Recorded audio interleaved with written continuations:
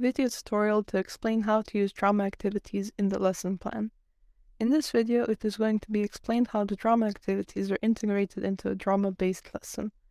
Target audience and context is A2 level, class size is 20 to 30, class length is 45 minutes, and the topic is Beauty and Beasts.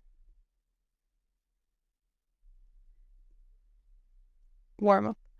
We prepare flashcards containing our key vocabulary. One card equals one word. Each card has explanation of the word and students have to mime the feelings.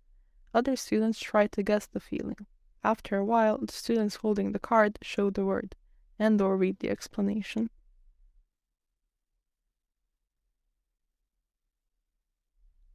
YouTube video. Tell students they are going to watch short version of Beauty and the Beast on YouTube. Ask students if they understand the content of the video after watching it. Main task: drama activities for key vocabulary. Choose any of the drama activities from the handbook. For example, name emotion. Players are standing in a circle. Everybody says their name, then the name of the person next to them with different emotions. For example, you're happy to see the person next to you, you're asking her or him something, or you're angry at her or him.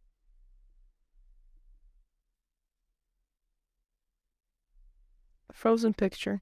Students choose a feeling and a scene from the story and create a frozen picture. As the teacher touches different students, they speak out their characters' thoughts and feelings.